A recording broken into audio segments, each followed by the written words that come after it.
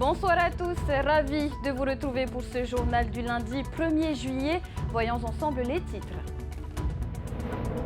La rétroactivité de la loi fiscale annulée par le Conseil d'État. Objectif raté donc pour le gouvernement qui voulait éviter tout impact fiscal de l'annulation de la première version de cette loi adoptée en décembre dernier.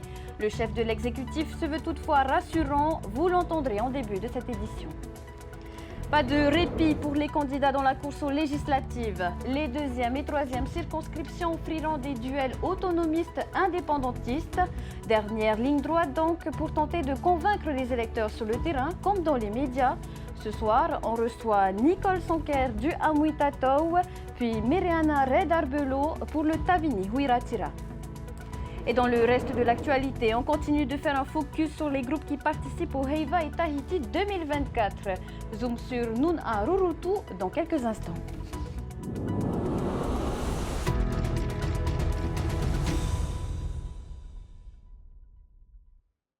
Les conclusions du rapporteur public le laissaient présager. Sans surprise, le Conseil d'État a annulé vendredi l'article 25 de la loi fiscale du pays. Cette décision vient supprimer le principe de rétroactivité voulu par le gouvernement, mais le président Broderson se veut rassurant. Selon lui, les dispositions nécessaires ont été prises. Le reportage de Désiré Teivao et d'Esther Parocordet. Un nouveau revers pour le ministère de l'économie et des finances. Déjà annulée une première fois en mars par le Conseil d'État, la loi fiscale deuxième mouture se voit amputée de l'article 25 comme l'ont rapporté dimanche nos confrères de Tahiti Info. Cet article 25 avait été introduit pour que la rétroactivité de ces dispositions s'applique depuis le jour du vote de la première version de la loi en décembre dernier. Objectif raté pour le pays, mais le chef de l'exécutif précise que cette décision n'aura aucun impact sur les entreprises et contribuables aux Fénouans. Nous ne voulons pas pénaliser ceux qui ont bénéficié d'avantages fiscaux du fait de la loi fiscale. Donc le fait que la rétroactivité soit supprimée aurait dû effectivement entraîner des récupérations auprès de certaines entreprises, auprès même de certains individus. Et pour ne pas le faire, donc, nous avons prévu le mécanisme qui permet de renoncer à cet avantage fiscal pour le pays. Du côté de l'opposition, on regrette l'entêtement du pays et le manque de concertation sur ce texte. Pour l'instant, ce texte il a été présenté sans concertation. On s'est dit, pourquoi ne pas prendre ce délai jusqu'à l'ouverture de la session budgétaire, 3 mois, pour réunir tous les agents économiques et essayer de discuter avec eux et trouver des moyens d'améliorer ce texte, notamment sur la défiscalisation, parce qu'il est bloquant pour l'investissement hôtelier, pour le secteur touristique, et on a pointé du doigt beaucoup de choses qui sont anti-économiques dans cette loi fiscale et l'objectif c'était effectivement d'arriver à trouver un consensus. Le gouvernement a rejeté toutes les propositions qui ont été faites. Avec l'annulation de la rétroactivité, le gouvernement se trouve face à un casse-tête administratif et comptable, car les dispositions de la loi fiscale sont applicables à compter du mois d'avril. Le pays va devoir rectifier le tir entre les sommes indûment perçues qu'il devra rembourser et celles à réclamer. Mais pas de panique, comme dirait le ministre de l'économie, tout est prévu. Lors du dernier collectif, nous avons déjà provisionné dans l'expectative où donc la loi fiscale serait retoquée. On avait provisionné aux alentours de 400 millions, quelque chose comme ça. Un nouveau collectif pour rééquilibrer le budget est attendu dans le courant du mois. Le second tour des élections législatives anticipées, c'est ce samedi au Fénois. Pour vous aider à faire votre choix, on donne la parole aux candidats dans notre page spéciale.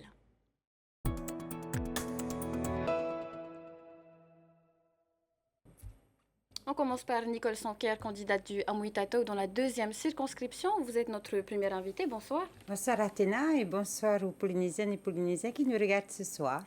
Alors, vous avez recueilli 49% des suffrages exprimés samedi contre un peu plus de 17% en 2022. Ces résultats vous confortent-ils dans l'idée que l'union des autonomistes était la bonne voie à suivre ? Il est clair et avant tout, je voudrais remercier tous les électeurs qui se sont déplacés lors de ce premier tour et remercier ceux qui ont porté leur confiance sur la liste Amouitatou. Il est clair qu'avec un temps très restreint de campagne, l'union des équipes sur le terrain nous permet de mieux faire passer le message et puis de rencontrer évidemment beaucoup plus de personnes. Et au sein même du Ahiri Polynetia, cette alliance met-elle tout le monde d'accord ou y a-t-il encore des crispations?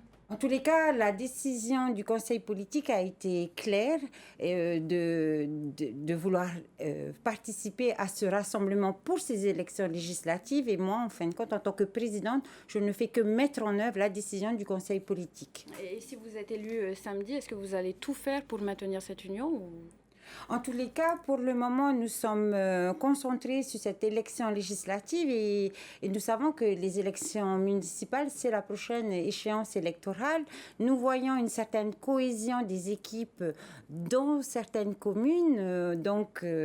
Pourquoi pas faire des listes communes pour les élections municipales. Mais ça viendra après. Il faudra beaucoup discuter, se mettre d'accord. Mais surtout, ce qui nous intéresse, ce sont les résultats de samedi. Justement, parlant de résultats, dans la deuxième circonscription, vous êtes arrivé en tête dans toutes les communes, sauf à Revave, Rimatara et Terra-Ouest. Rimatara, dont le maire Artigas Satitio est votre suppléant. Selon vous, qu'est-ce qui explique cette contre-performance? En fait, mon suppléant, Tavana Artigas, a voulu m'accompagner lors de cette première campagne et donc a préféré utiliser les moyens médiatiques pour faire sa campagne. Il a eu un jour de campagne sur son île, mais il compte bien rattraper son retard. Et vous, comptez-vous intensifier votre communication, votre campagne dans les îles? En effet, nous allons utiliser évidemment les moyens de communication. Nous avons préparé des spots pour les réseaux sociaux et puis nous profiterons aussi de faire passer les messages lors des différents débats, que ce soit en radio ou en télé, pour toucher un maximum de personnes. Alors, cet après-midi, par voie de communiqué, le parti Tenati Rassemblement National a donné consigne de vote soutien aux candidats autonomistes, à condition qu'on arrête d'insulter les électeurs du Rassemblement National. Le communiqué vous vise, vous, directement, et Moirani Frébo. Vous l'avez eu au téléphone, Éric Minardi? Je n'ai jamais eu de contact avec M. Minardi, je le répète encore une fois. Je sais que Tenati a annoncé qu'il était un parti autonomiste. Donc, pour ce deuxième tour, il y a un candidat autonomiste, un candidat indépendantiste. Il assumera ses choix. Vous briguez donc aujourd'hui un nouveau mandat de député. Lors de la préparation de cette interview, nous avons demandé à Tati Salmon, arrivée 3e dans votre circonscription, une question. Voici la sienne. Comment les partis, les députés vont-ils intégrer la transition écologique dans leur plan d'action? En tous les cas, nous, au niveau des autonomistes, nous avons mis en place localement un plan de transition énergétique. C'est une priorité, surtout pour nos îles, pour nos maires, pour nos communes. Donc, évidemment, nous regarderons tous les textes votés à l'Assemblée nationale et évaluerons les bienfaits en Polynésie française. Il y a eu 42 412 abstentionnistes dans la deuxième circonscription, soit un peu plus de 61% des inscrits. Comment allez-vous les inciter à voter et surtout à voter pour vous? Alors en fait, nous les avons identifiés aujourd'hui et c'est vrai qu'un gros travail de terrain est en train d'être mis en place. Ça a déjà commencé aujourd'hui pour les rencontrer, leur expliquer les enjeux de cette élection et pourquoi nous choisir. Nous nous sommes attachés à rester une collectivité autonome, rattachée à la France. C'est toute la différence que nous avons avec nos opposants et surtout rappeler les 40 ans d'autonomie qui a donné la Polynésie française aujourd'hui. Alors, il y a un sujet récurrent de cette campagne, le cumul des mandats. Vous rejoignez votre adversaire Steve Chayou sur la pertinence du cumul de mandats local et national. Ce dernier indiquait sur notre plateau que c'était surtout l'aspect financier de cette question qui interpelle. Je vais donc rappeler ces quelques chiffres à l'arrondi. Environ 915 000 francs, c'est le montant brut de l'indemnité parlementaire, 717 000 francs net. Si vous cumulez, comme dans votre cas, si vous êtes élu ou celui de Steve Chayou, un mandat local, celui-ci est limité à 355 000 francs. À cela s'ajoute 1 331 000 francs de crédit pour rémunérer vos collaborateurs, mais également une avance de frais de mandat de 712 000 francs mensuels convertis en francs pacifiques. Donc, vous avez d'autres moyens matériels mis à votre disposition, mais aussi plusieurs allers-retours entre Paris pris en charge. C'est une sacrée enveloppe. Si on se tient aux chiffres officiels, un député qui est également représentant à l'Assemblée de Polynésie perçoit plus d'1 million de francs par mois avec un tel salaire n'étant pas déconnecté de la réalité réalité du terrain? Alors, je voudrais juste rappeler, j'ai été de 2017 à 2022 une députée qui siégeait aussi à l'Assemblée de la Polynésie française. L'intérêt pour une députée, c'est d'avoir cette continuité du travail législatif entre l'Assemblée de Polynésie française et l'Assemblée nationale. Donc là, on est en train de faire croire qu'il y a de très grosses enveloppes, mais concernant les salaires, nous n'avons pas le droit de cumuler deux salaires. Nous avons ce qu'on appelle l'écrêtement, c'est-à-dire une fois et demie. Et tout ce que vous avez cité sert en fait à rémunérer des collaborateurs pour nous accompagner dans ce mandat. Effectivement, les 1 331 000 servent à rémunérer les collaborateurs. Ça ne vient pas dans la poche du député, il faut être très clair. Et vous savez, à l'Assemblée de Polynésie française, les autres, ceux qui sont maires en même temps à l'Assemblée de Polynésie française, ils n'ont pas d'écrêtement. Ils cumulent toutes les indemnités. Et ça, des exemples, il y en a beaucoup. Alors qu'un parlementaire a cette obligation de ne pas pouvoir toucher deux indemnités. L'écrêtement, c'est 355 000 francs, la limite. Exactement. Et on n'atteint pas en brut. On n'atteint pas les 1 million. Et par contre, nous cotisons à la CST et je peux vous dire que ça tourne autour de 500 000 francs pour tous les 6 mois. Voilà, c'est la fin de votre intervention. Nous sommes déjà arrivés au temps imparti. Merci Nicole Sanker d'avoir répondu à nos questions. Et dans la troisième circonscription, ce n'est pas une femme, mais deux qui briguent le mandat de député. Arrivée en deuxième position samedi, Pascal Haïti Floss, candidate de la plateforme autonomiste Amwitato, compte bien rattraper l'écart qui la sépare de sa rivale du parti indépendantiste. Nicolas Pérez et Veitare Nauta nous précisent sa stratégie. 48 heures après l'annonce des résultats du premier tour des législatives, les équipes de la candidate de la troisième circonscription sont sur le pont. Un temps pour analyser les chiffres et cibler les terres électorales où elle doit améliorer ses résultats. Je vais me concentrer sur FAA. J'estime que FAA a du potentiel et j'estime que FAA a un réel besoin. FAA, on ne peut pas la négliger, même si c'est chez le Tavini Huiratira. Je pense que le problème est avant tout sur FAA. Nous avons un réel problème sur FAA et on doit aider cette population. Si FAA est un terrain électoral à conquérir, les Raromatai sont également dans les plans de la plateforme autonomiste. Il faut pour cela travailler les éléments de langage. C'est très bien que ça reste dans la famille autonomiste. Oui, c'est pour ça que je disais c'est la famille. C'est ça, c'est bien. Okay. Et dans cette famille de circonstances, les Groses aimeraient bien récupérer la candidate des îles sous le vent, Naomi Mihora, et ses plus de 3000 voix.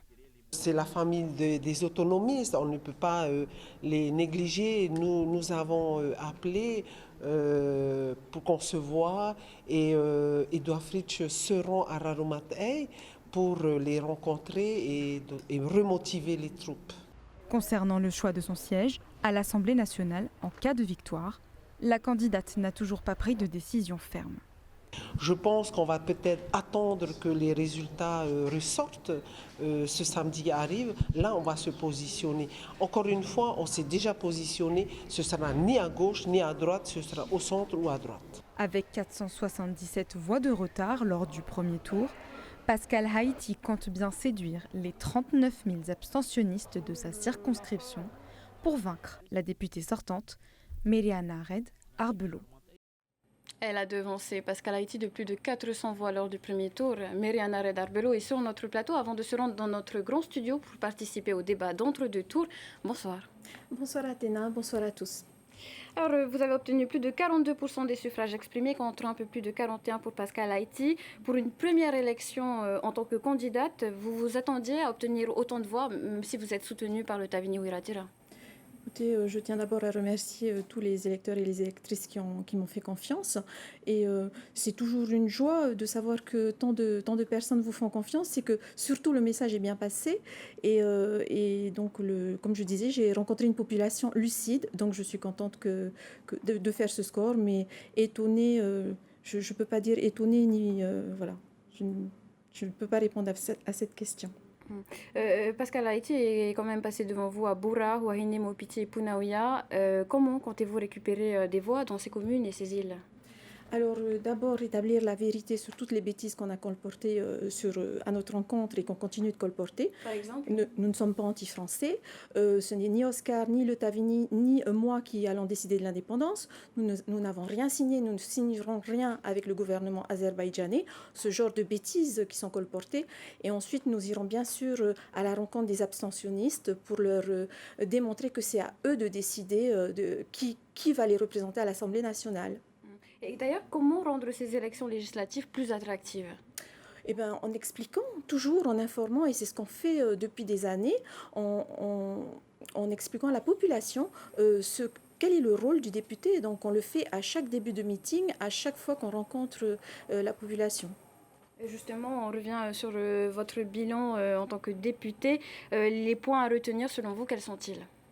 Alors sur mon bilan, j'ai fait diverses choses. Je retiendrai notamment mes interventions sur la loi de programmation et d'orientation de la justice 2023-2027, où j'ai pu donc poser des amendements qui ont été adoptés pour l'adaptation de cette loi à nos réalités. J'ai aussi beaucoup travaillé sur l'adaptation au changement climatique, puisque nous avons pu faire adopter une proposition de résolution pour l'adaptation des politiques publiques au changement climatique. Et bien sûr, la commission d'enquête sur le nucléaire qui était inattendue, inespérée. Et puis, c'était une grande joie pour moi et surtout une grande tristesse lorsqu'il y a eu la dissolution. Et que va révéler cette commission que l'on saurait déjà?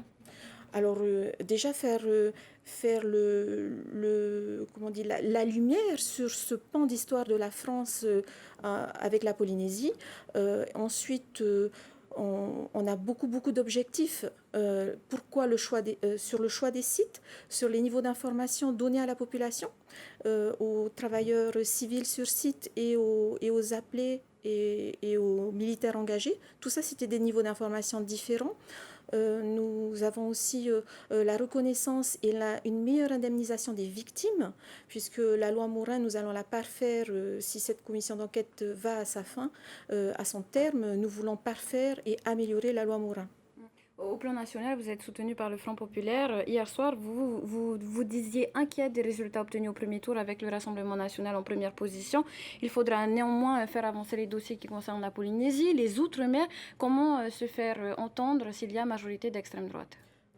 Vous savez, dans le Parlement français, il y a quand même un droit de parole et nous userons de ce droit, de ce temps de parole et nous travaillerons les dossiers. Je pense que quelle que soit la majorité, quand le travail est fait, les dossiers passent. Et dans le programme du Rassemblement national, y a-t-il des éléments sur lesquels vous pourriez tomber d'accord pour l'intérêt général?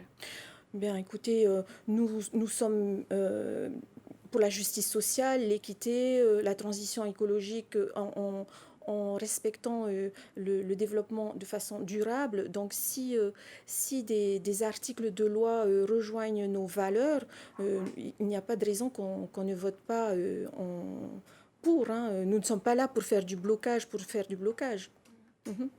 Vous êtes donc face à une alliance entre autonomistes, une réconciliation surtout. Pourtant, il y a encore des sujets sur lesquels ils ne sont pas d'accord, comme le cumul des mandats. Selon Steve Chailloux, derrière ce sujet, la question des indemnités. On l'a précisé dans l'interview précédente, celle de Nicole Sanker, mais l'enveloppe dont dispose un député est plus que confortable, sans compter les moyens matériels mis à disposition, les remboursements et les prises en charge diverses. Vous, pensez-vous qu'il faut plus de transparence dans la manière d'utiliser cet argent? Tout est sur le site de l'Assemblée. La population prend le temps d'aller sur le site de l'Assemblée, il y a des fiches techniques qui expliquent comment user de ces différentes enveloppes.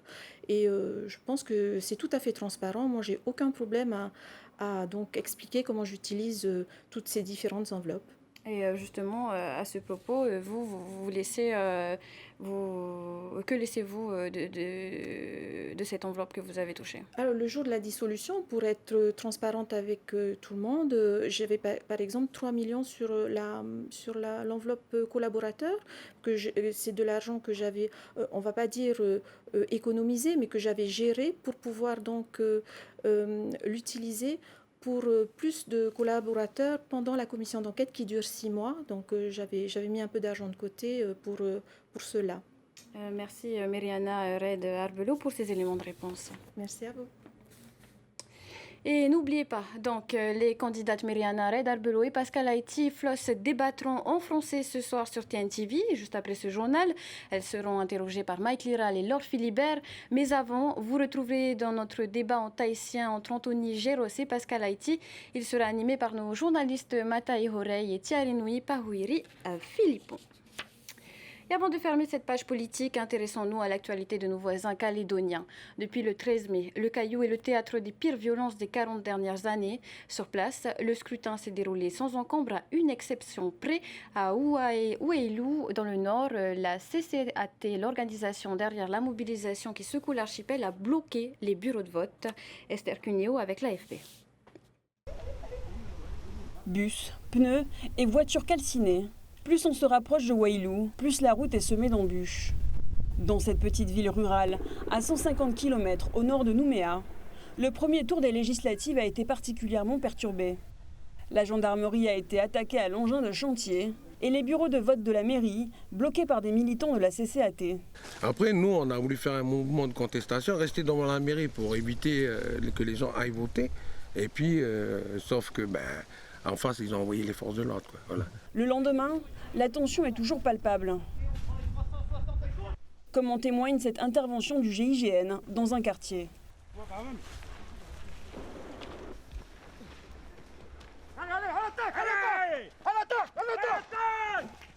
Dans cette circonscription, une forte mobilisation a pourtant permis au candidat indépendantiste Emmanuel Tjibaou d'arriver en tête avec 44% des suffrages. Moi, personnellement, je ne suis pas convaincu.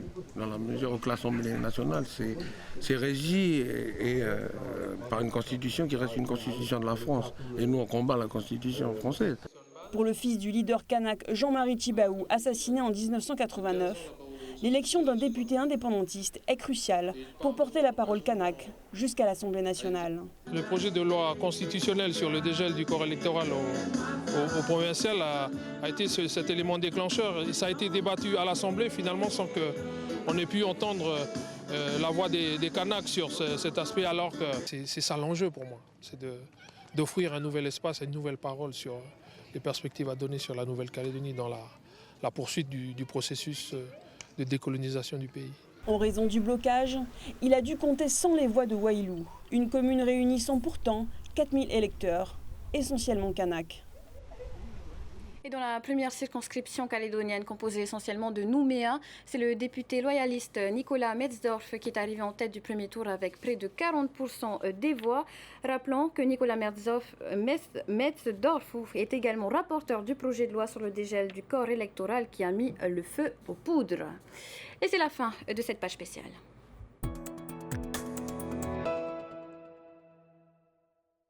Côté culture, le Heiva et Tahiti commence jeudi. À Papara, le groupe Nun Arurutu espère récupérer le premier prix qu'il a décroché il y a 2 ans. Pour cela, persévérance et discipline sont les maîtres mots durant leur préparation. On voit cela avec Mereteato.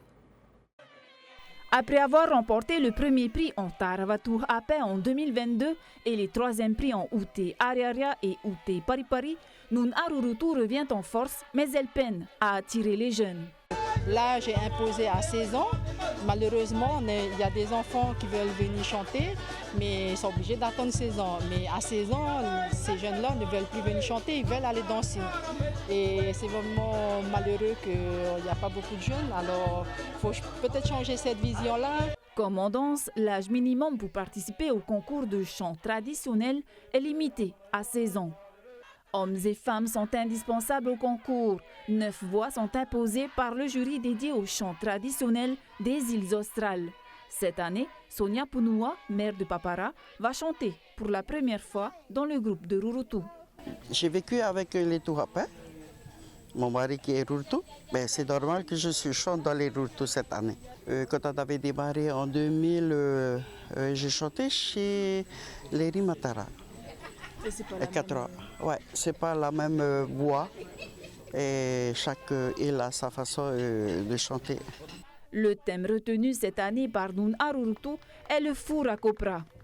Sa prestation à Toata est programmée pour le jeudi 5 juillet.